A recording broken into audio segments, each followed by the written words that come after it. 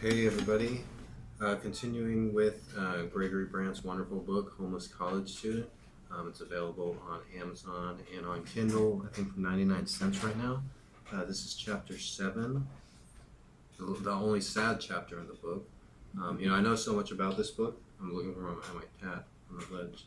I know so much about my cat isn't orange, but it's walking on the ledge. Yeah, I'm looking over here, sorry. I switched the thing around because I have a new. I'm going to start live streaming on another channel, so I'll look forward to that. But I know so much about this book, you'd think I had written it. Anyways, it's available on Kindle for 99 cents, and I encourage you to check it out and support the author. So, this is chapter 7 Mom. 2 weeks after Michael stole the car, Mom and I took a plane to Kansas. Before we left, our sisters came over and took most of her clothes, jewelry, and family photos. They acted like it was Christmas morning. Mom didn't even seem to notice as they rummaged through her things. She was happy they were getting married, but she never did get an invite to either of their weddings or see her daughters again. Seeing her twin girls cheered her up, and she had a bit more pep in her step before we left.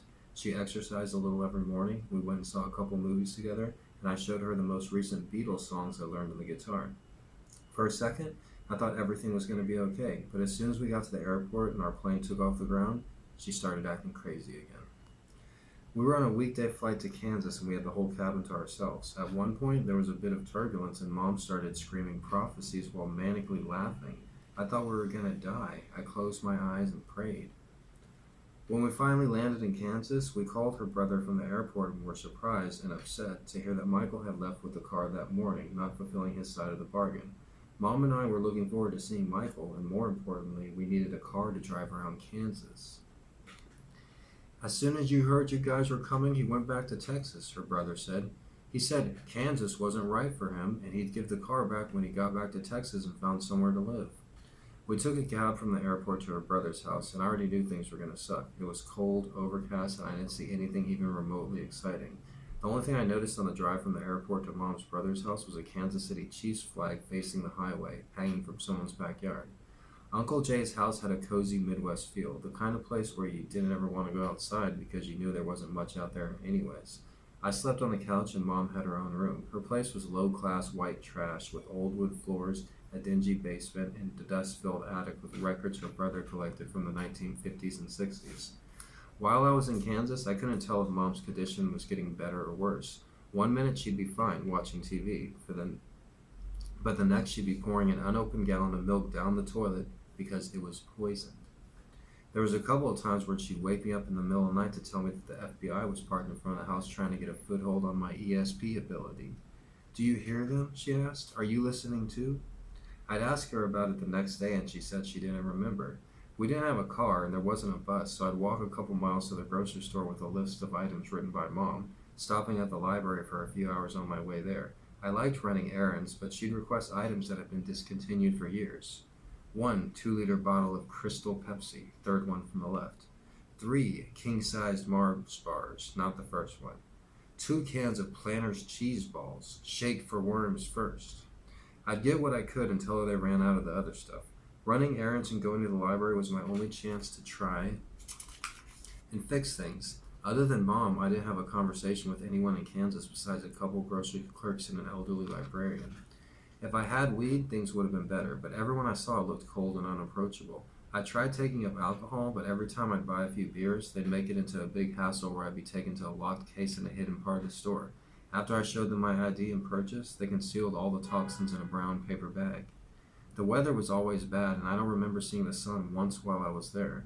I stayed home and watched TV with Mom, but we only got a few channels, one of which was a Christian public access channel that looked like it broadcast from someone's basement. It felt like we were in a bad Lifetime cable movie. Mom left her ruthless husband, and we ended up with a strange relative deep in Kansas. Sending and receiving mail was something to do, and one day I got a letter from Austin Community College telling me that I needed to give them a copy of my GED and take a college entrance exam. It gave me something to look forward to. Mom encouraged me to go back to Texas and said she'd be fine in Kansas. "I'm feeling better, even without medication," she said. "Who's going to walk to the store for you?" I asked. "Gregory, I'm capable of walking," she said. I thought she'd be safe. She didn't have a car, but she didn't need to be driving. It was too cold for her to go walking around and get in trouble, and media outlets were instructing citizens to stay indoors and cover their windows with plastic wrap because of a terrorist dirty bomb that was supposed to hit somewhere in the Midwest. I figured it'd be an opportunity for Mom and her only sibling to catch up. Mom acted like she wanted me to leave and gave me $600 in cash for an apartment when I got to Austin. It was the most money I ever had. There weren't any flights from Kansas City to Austin, so I flew to San Antonio. From there, my plan was to take a bus to Austin, get a cheap weekly motel room, and then find a permanent place where me, Michael, and Mom could live. My plane landed in San Antonio at midnight. The buses weren't running, so I tried to sleep in the airport. I just paid $400 for a tiny seat on a plane that was going that way anyways. So I didn't think it'd be too big of a deal if I found a secluded section, kept to myself, and went to sleep. I'd seen people do it in the movies a million times, but in real life airports, they're not like that. In real life, people go to the airport in order to flex their wealth, and a bump stands out like a white guy in Micronesia. Most airports have a paid security staff whose primary responsibility is to catch smucks trying to sleep in their airport. There's not much you can do after they see your ticket and that your flight arrived 2 hours earlier and you should have already been picked up by your loving friends and family. That first night back in Texas, I got about an hour and a half of sleep before they showed me the exit. The only place I knew nearby was a drainage ditch we used to smoke weed in when we were working with the newspaper. Not even sleeping in a ditch could bring me down. I had a future in college on the horizon, money in my pocket, and I was on a familiar stomping ground. It was too cold to sleep, so I stayed up all night chain smoking Marlboro Reds and keeping warm with discarded newspapers. As soon as the sun came out, I crawled out of the gutter and treated myself to 4 bean and cheese tacos smothered in raw onions. Then I caught a bus to downtown Greyhound Station where I bought a one-way ticket to Austin. Before my bus left, I found a guy to sell me a joint, which I smoked with him in an alley. I hadn't smoked weed in a while, so I got on the bus very high and fell asleep in the last seat. The plan was to catch up with Michael in the car, and then we were going to drive to Austin and find somewhere to live. But a few days before I got to San Antonio, Michael decided to drive to Colorado to get our sister's advice on what to do about Mom. He ditched me, and I was alone. It wasn't until I got to Austin that I realized Michael and the car weren't there. I got nervous and began walking up and down unfamiliar streets with my huge backpack, not knowing what to do. Finally, I took a bus down Old Tourist Street to all the cheap motels on the side of I-35. I studied the outside of each one until I decided on one with the least amount of pimps and prostitutes hanging out around outside. The room was better than I expected. I felt like I just won the homeless lottery. There were 2 beds, ESPN, HBO, and a full-size kitchen. I walked to H-E-B, bought a bunch of junk food, put on 1980s dance music, and jumped on the bed like a fool. The next day, an ice storm hit Austin and all streets, buses, and highways were closed. If you got stuck outside, you died. I spent a whole week in the motel room drinking hot chocolate, staying warm, and scouring the newspapers' roommate wanted ads. The cheapest room I was able to find was on the east side and was an ad. It was the only ad for 2 people. I called Michael in Colorado and convinced him to drive back to Texas to see the place with me. He wasn't thrilled about it, but Mom was letting him use the car and sending us money, so he agreed. The reason the room was so cheap was because it was in a house with a weirdo named Dick. Dick was a hardcore Republican. He had a handlebar mustache and was from Nova Scotia. He was the type of person who'd laugh at everything you say, even if you weren't trying to be funny. Dick worked from home, watched Fox News, and read the Wall Street Journal. He was a fundamental Christian. He didn't attend services, but he prayed under a portrait of Jesus that George W. Bush would bulldoze Iraq, bomb their citizens, and bring the head of Saddam back to perch on top of the Washington Monument. The actual room for rent looked like it was for 2 8-year-olds. It had a bunk bed, a toy chest, and cartoon pictures of baseball players on the wall and bed sheets. Dick didn't have kids or even like baseball, so his choice of decorations was weird. I wanted to give Dick the benefit of the doubt, but he was always too well prepared and wore a social mask. His mustache and style of dress was odd too. He reminded me of someone you'd meet at an Old West card table, a shyster who you could never truly trust. Every night he'd insist that I drink beer with him until we got hammered. I was hesitant at first, but as long as he let me control the remote and I could keep the TV on NBA basketball, I was okay with it. Michael was more freaked out by Dick than I was, but I couldn't blame him. Dick was a strange guy. He didn't allow shut doors in his house, not even when sleeping.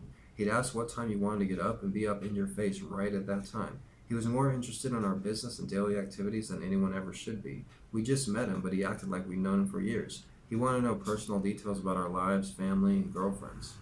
The United States was about to invade Iraq, and media outlets were pumping pro-war propaganda down everyone's throat. There was pre-war news coverage broadcast 24 hours a day, and violent first-person shooter games had more Americans playing them than ever before. The only person I heard say anything against the war was booed off the stage at the Academy Awards. Michael fell in line with the rest of the crowd and was mesmerized by the TV news coverage. He hadn't seen a TV in a while, so their fancy graphics had an even stronger influence on him. Within a few days, he decided to sell his life to the infantry unit of the U.S. Army. The recruiting station in Dobie Mall had officers in need of fresh bodies. They set up shop a few feet from campus to prey on the disenfranchised, confused, and underachieving UT students doing whatever they can to make their small town proud. We were familiar with the place. A few months earlier, we'd stuck our noses up while walking by. We weren't down for an invasion, not our style. Michael didn't want to join the military then, but months of homelessness and a few weeks of media coercion convinced him to suit up, follow orders, and shoot on command. I tried to get him to reconsider, but I couldn't convince him things were going well. We ran out of money shortly after moving in with Dick and couldn't get a hold of Mom. We called our brother's house every day, but just got his answering machine. One day I called about 30 times until he finally answered. "Yes," he nervously said. "Hey, this is Gregory," I told him. "Where's Mom?" "I don't know," he defensively said. "We got in an argument the day you left. She kept moving things around the house and acting really weird." "Well, where is she now?" I asked. "I don't know," he screamed. "She called me a few days ago and she was getting a cheesesteak in Philadelphia. Next night she was in Chicago going to her favorite pizza parlor. She's lost it." He said Guy called him and told him to cut any credit cards that came in the mail. Apparently, she ordered a handful. "Does she have a cell phone or any way I can call her?" "She said she'd call you when you found a place to live," he said. It wasn't the news I expected. I told Michael and we beat ourselves up for not being able to help. The next day, Michael said he had enough dick and called Janet and Jonathan in San Antonio to ask if he could stay with them before being sent to basic training.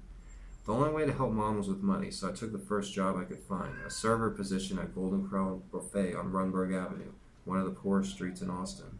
I've had over 100 jobs, but this was my first and only server position. We were paid $2.15 an hour plus tips. The restaurant catered to poor people who refused to tip, or didn't have money to, or just didn't like me, so I made less than minimum wage. When I wasn't working, I'd avoid Dick at the library. It was a good place to study for the college entrance exam I had in 2 weeks.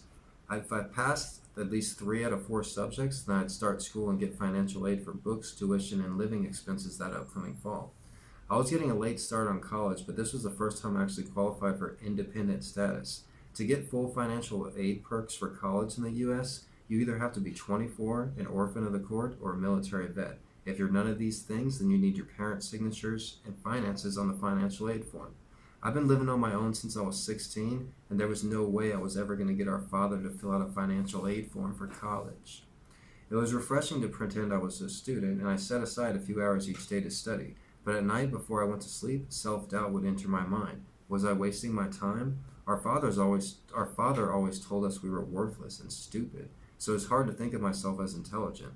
Aside from a few observant grade school teachers, nobody ever told me I was smart, had a good memory, or was great at problem solving. When we were toddlers, people thought we were slow because we started speaking so late and had very little conversation skills. I started spending time at the Walnut Creek Library across the street from Golden Corral. Just like most libraries, there's plenty of homeless youth. Libraries are on the forefront of homelessness in the United States. They don't discriminate. Lots of times it's the only place a person has to go. You can escape the heat, get out of the cold, use the bathroom, or get a cold drink of water. It's a refuge from the storm. One of the homeless kids at this particular library stood out from the rest. Adam was a quick-thinking white rapper type from Great Neck, Long Island. I wouldn't have noticed him walking the streets of New York, but the dude stood out in Austin, Texas. One morning, I was standing in front of the library waiting for it to open. Adam walked up and asked for a cigarette. I gave him one and lit one myself. Soon we started having an energetic conversation. A few patrons gave me dirty looks, like I shouldn't be talking to an obvious homeless kid, but they're more interesting than the people with money, usually. I didn't give Adam much credit when I met him first and criticized him internally for being so unkempt. I'd seen better dressed heroin addicts, but Adam said he didn't drink or do drugs. I thought he was lying and trying to soften me up in order to get his hands on my meager earnings I made from serving roles at Golden Corral.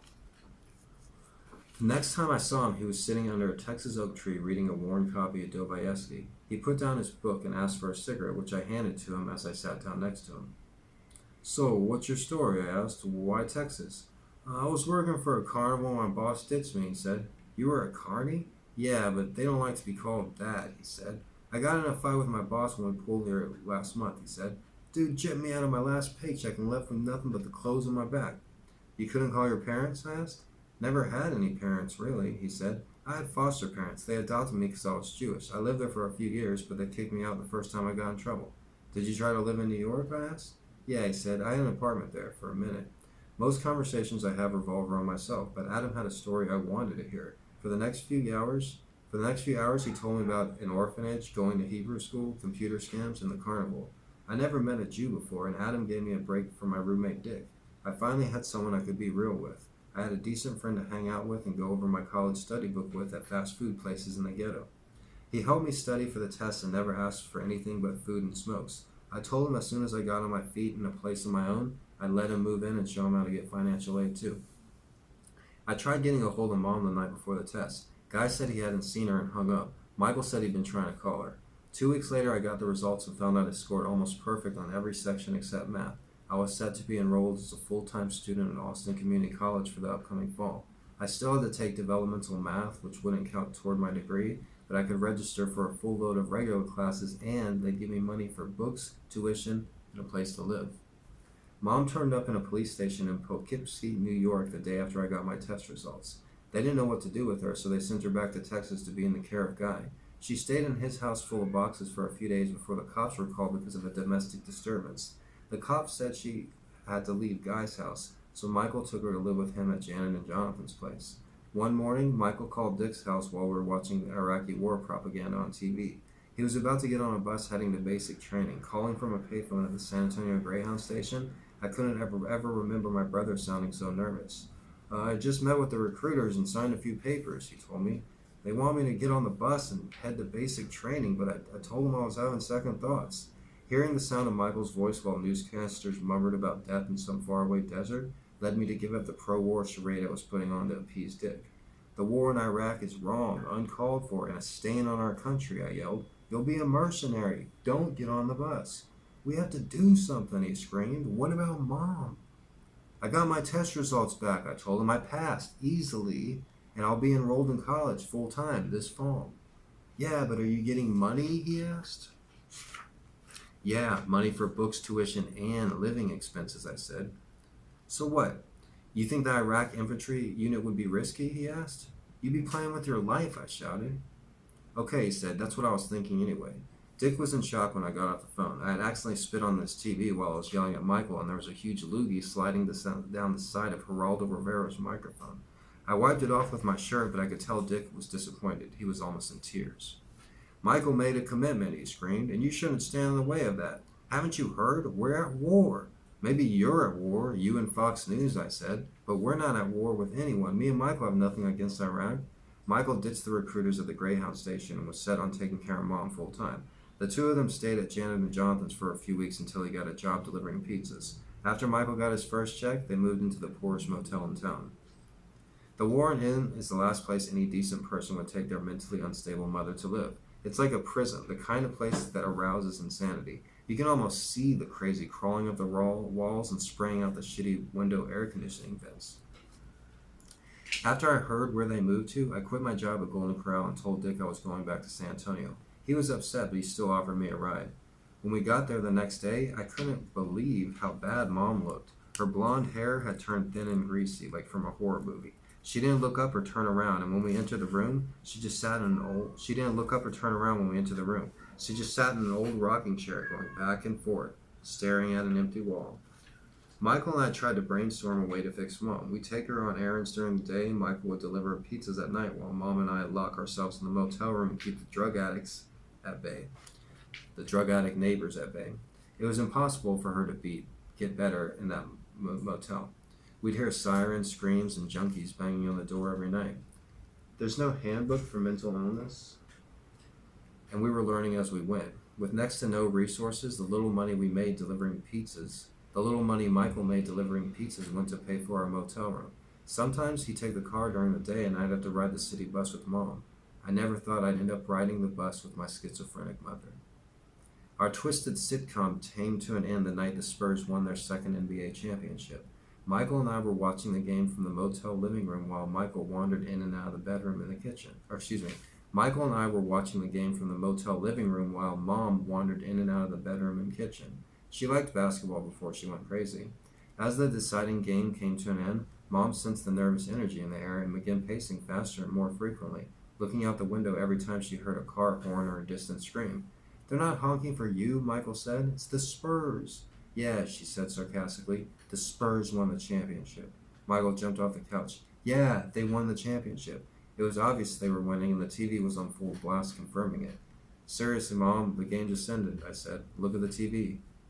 "You boys can't believe everything you see on TV," she said. Then Michael jumped off the couch, grabbed Mom by the shoulders, looked her dead in the eye, and screamed, "They're not yelling for you. They're yelling for the Spurs. Stop being crazy." Michael thought he could shake the crazy out of her. I grabbed him by the neck and threw him on the ground. He got up and we wrestled around until Mom locked herself in the bedroom and screamed, "You're both possessed by demons." We tried to talk to her through the door, but the only thing we'd hear from her were unearthly wails at the sound of every firework, car horn, and scream in the distance of "Go, Spurs, go." "That's it," Michael said as he grabbed the car keys. "I can't listen to this. Come on, we're going for a drive. The Spurs won, damn it." We drove the car, but it was hard to feel proud of our favorite team with Mom out of her mind. We got stuck in traffic somewhere near the Riverwalk and didn't get back to the motel until very late. We weren't worried about being locked out because Mom gave us keys. The only way we couldn't get back inside was if she locked the bolt lock from the inside. When we got to the door, we found out that's exactly what she did. She locked us out and wouldn't answer. We knocked loudly, but we heard nothing. We were afraid something was wrong, so we banged as hard as we could until somebody finally called the cops. A young cop got to the motel a few minutes later. We told him Mom had schizophrenia and locked herself in the room. It was a lot for him to handle, but he was down to help. He banged on the door with his flashlight, and the three of us put our ears against it but heard nothing. I asked him if he'd kick it down, like in the movies. He said that'd be against proper procedure, but he didn't mind if we kicked it down, so Michael and I each turned turns but only managed a few dents. Some of the neighbors came outside during the commotion but ran right back in their rooms when they saw the cop. The cop finally got tired of watching us overexert ourselves and gave the door a swift kick. As it slammed down, we saw our mother sitting on the couch in her nightgown. The crash didn't even cause a flinch. She didn't say anything, she just stared at the wall like nothing happened. The three of us gingerly entered the room, and Mom still didn't move. It was like she was in a trance, with a half smile on her face. The cop gently put his hand on her shoulder and calmly asked if anything was wrong. Finally, she broke the spell and started acting normal again. "Oh, were you boys knocking?" she asked. I didn't hear you." The cop was shocked and suggested calling an ambulance, but Mom told him she was okay. "I've been under a lot of stress and medication," she said. "You haven't taken your meds in months," Michael yelled. "Calm down," the cop told Michael, like he'd known him for years. He put his hand gently on Mom's shoulder and said quietly, "Ma'am, I was with your two sons right here knocking. Unless you have some severe hearing problem, there's no way you didn't hear us." "I'm sorry, officer, but I didn't hear you." She stuck with her story, and the cop had nothing else to go on. "Take care of her, boys," the cop said, scratching his head. Mom was alive, but our room had no door. Michael stood it up and placed a few pieces of furniture in front of it to hold it steady, but nobody wanted to stay there anymore. We would have been safer out on the street. Mom locked herself in the bedroom, and we turned on the TV and fell asleep to the basketball highlights, exhausted. When we woke up the next day, she was gone. She left her cell phone and car keys, but she didn't leave a note or even say goodbye. The noise was too much for her, and she split like a dog that got spooked after a New Year's Eve fireworks show. Wandering the earth in a psychotic condition, her soul was at the mercy of imaginary dungeons and horrible evils that even Kurt Vonnegut couldn't dream of. We were in a bad motel with no door and no mother. We called Guy, but he hadn't seen her either. We didn't want to wait for management to start asking questions about the door and the motel bill, so we packed up the little we had, got in Mom's car, and drove to Austin. The only thing we could do to help Mom was to make our own lives better. We needed to put ourselves in a position where we could do something for her. Money solves everything, so we spent the next month driving up and down I-35, working various day labor jobs. We didn't hear from Mom, but we always kept the cell phone ringer on high, just in case she called. Within a couple weeks, we were filthy and needed showers. I kept in touch with Adam, and he told me that he'd scored an apartment with a bunch of hoods on a bad street in Austin. There wasn't enough room for me and Michael, but he said we could use the shower and charge our phone. We went there the next day, took showers, and Adam suggested we go with him to try and get food stamps. Michael and I never considered getting food stamps before. It was always sounding like something for mothers or recent immigrants. We assumed we didn't qualify, but Adam said they'd give us $200 worth of food money that same day. "You're homeless," he said. "You qualify." The next day he took us to the EBT office. We felt guilty and out of place. Waiting for food stamps is like waiting for a jail cell. You're in a chilly room claiming poverty or stupidity, while your facial expressions and body movements have no idea how to react. You don't know whether you should be happy, relieved, embarrassed, or pissed off.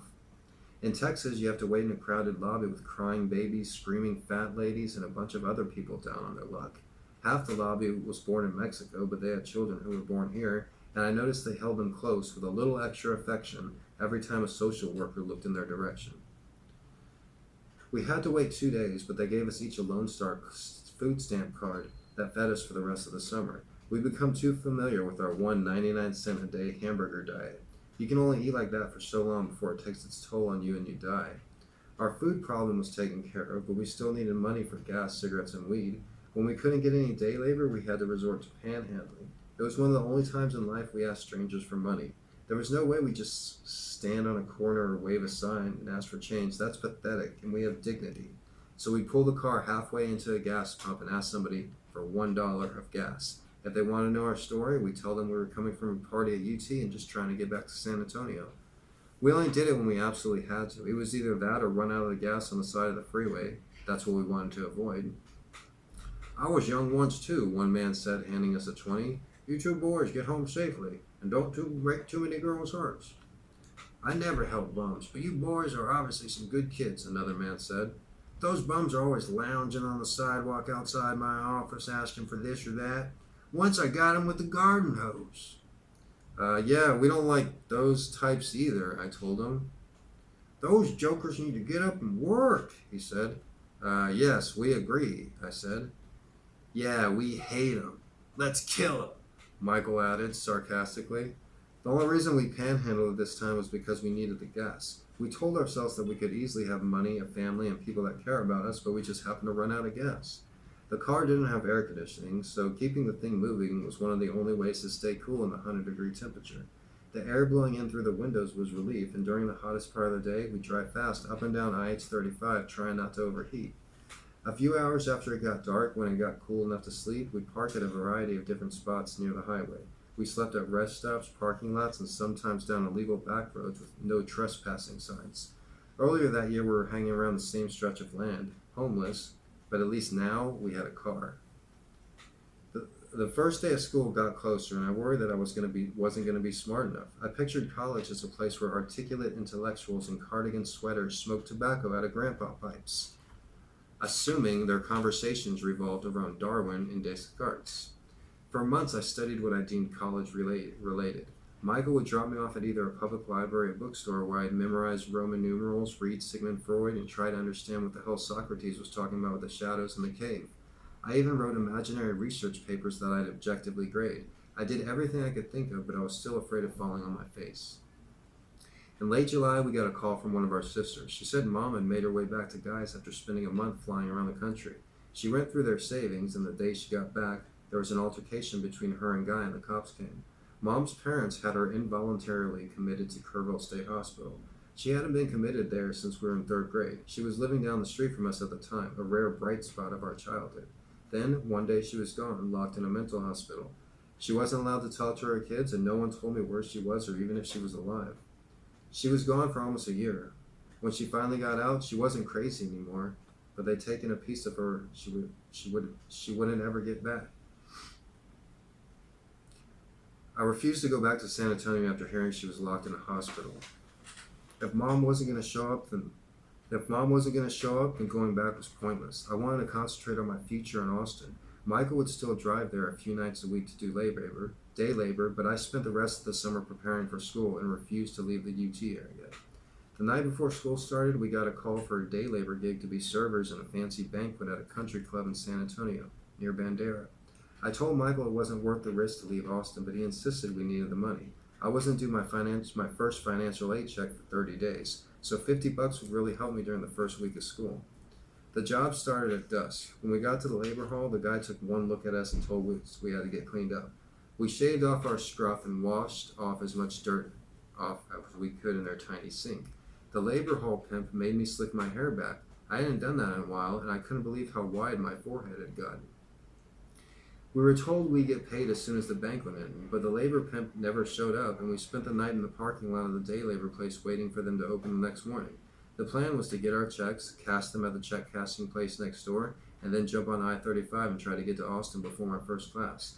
When the labor hall finally opened in the morning, our checks weren't ready and we had to wait an hour. We didn't get on the freeway until 7:15, and my first class started at 8. Michael pushed the little Suzuki as far as it'd go. I sat with my eyes wide as he weaved in and out of traffic, passing every car on the road. It finally hit me somewhere around New Braunfels. I was on my way to college. I wasn't rushing to get to work at a restaurant or telemarketing job. We weren't driving to Austin for kicks. I was a college student heading to class. I'd been given an opportunity, and if I failed, I would have no one else to blame. Michael pulled into the ACC campus a little after 8. I jumped out and ran across the courtyard to make my way inside. I knew exactly where my first class was, but I still got lost. I was out of breath when I finally burst into a quiet room with 30 students dressed in their first day vests. Everyone's jaw hit the floor. I didn't know if there were assigned seats or where I was supposed to sit, so I just stood in front of the class like a deer in the headlights, having a staring contest with everyone in the room. It seemed like an eternity before the instructor finally asked me to sit down.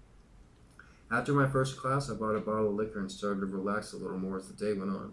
I was pretty smashed by the time Michael picked me up that night. I drunkenly relived every portion of my first day of school for him. I told him about my classes, how many pretty girls there were, and how the coursework and homework surprisingly seemed kinda easy.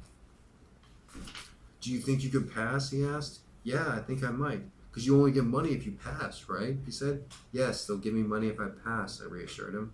For the first couple weeks of school, we'd park at the Walmart in East Austin, and Michael would drive me to ACC early in the morning. Once, Jonathan came to visit us at the Walmart parking lot. I showed him my pre-algebra textbook, and he glanced at it for less than a second before throwing it on the ground, like it was beneath him. Most nights it was me and Michael at the Walmart, but there was a few times where he had to stay in San Antonio to do day labor. I had to be at school early in the morning, so I'd have to spend the night in Austin, walking around without a car to hide in. When it got late enough, I'd sneak into the dog park near Town Lake. There was a busted building there that looked like it had been abandoned for a century. I'd crawl underneath it and sleep on the dirt with the bugs and rats. When morning came, I'd crawl out, dust myself off, and walk to my first class. I was always filthy, and a few times Michael took the deodorant with him. My fellow students probably noticed. I got more comfortable after a few weeks of class. I didn't say much, and I never asked questions, but every time the instructor asked the class a question no one knew, I'd shout out the correct answer from the back of the room. What is sovereign? Who was the first Republican president? What does tabula rasa mean? I was shocked. I finally knew what it felt like to be a Jeopardy contestant. My confidence grew with every correct answer I shouted. I don't know if what I was more surprised by, how much I knew or how little everyone else did.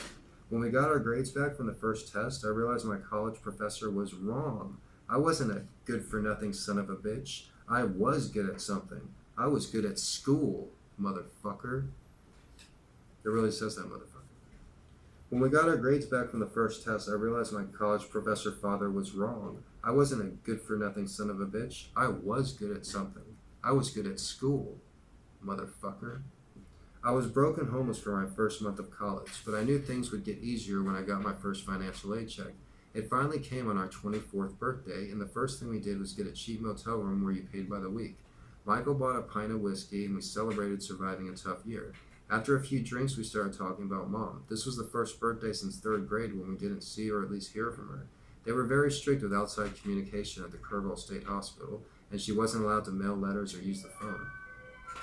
The next day, I called an apartment locating service and told them about our situation. I explained that we were both unemployed, didn't have a cosigner, and had horrible credit and rental history. However, the one thing we did have was a little piece of paper that said I was a college student getting financial aid. The locator said that's all we needed, and by the end of the day, we were moving into a new place.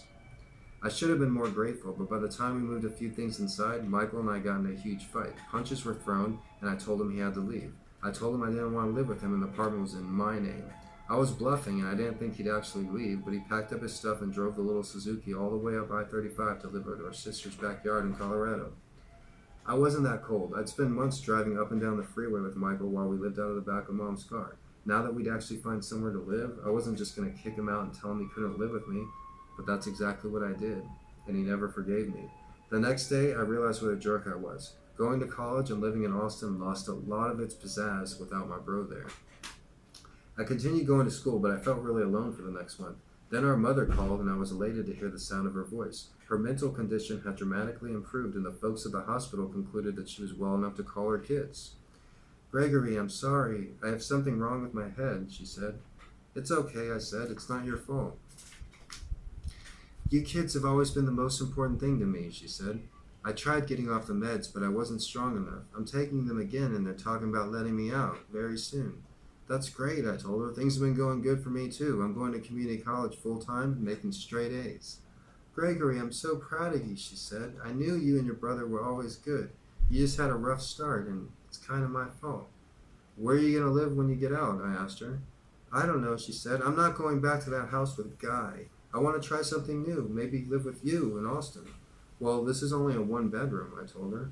"Not in the same unit, silly," she said with a laugh. "Maybe I could move in the same complex and you could visit me on your way to school in the morning, just like you did when you boys were little kids." When I got off the phone, I called Michael in Colorado to tell him the good news. He said he'd spoken to Mom too, and he agreed she sounded much better. I told him I was sorry for kicking him out and invited him to come back to Austin and live with me in the apartment. He took me up on the offer and said he'd try to get back as soon as he fixed the Suzuki, which broke the second he got to Colorado. God had answered my prayers. Michael and I had gotten over homelessness, and Mom had survived schizophrenia. That's why the news came as a shock on a rainy November afternoon. I just got my grade back from a history test and was thrilled I got every question right. I had finished my homework for the day, and so I took my time walking back. It reminded me of when I was in third grade and how I'd stop at Mom's house on my way home from school and tell her how my day went while she poured me Kool-Aid. I couldn't wait to be reunited with her and Michael. For the first time since we were very little, we'd be a family again. The apartment next to mine was vacant, and I figured she could move in there. She'd be so proud to see me waking up early and going to school every morning. I got home and opened my apartment door to a ringing phone. It was one of our sisters, and she was sobbing. She said they released Mom the previous morning. Guy picked her up and took her to a house full of boxes. When they got inside, he went in his room and Mom locked herself in the filthy bathroom. She got in the moldy tub, filled it with water, and took her last breath sometime that night. They found her lifeless body the next day. The coroner originally ruled her death inconclusive, before finally settling on suicide by drowning. That was Chapter 7 of the book Homeless College Student, written by Gregory Brandt. I'm Gregory Brandt, and that chapter is about my mom. That chapter is called Mom, and this book is available as Homeless College Student, also at Gonzo Education. It's available on Amazon, and it's available on Kindle for really cheap right now. It starts when I drop out of high school and ends when I graduate from one of the top universities in the United States. And I really deserve this, man, and my mom would really want this to be good. I've done the work. I've worked my ass off, and I deserve to get some fruit for my labor. So if you watch this all the way through, I'm expecting you to comment, like, subscribe, and order my book.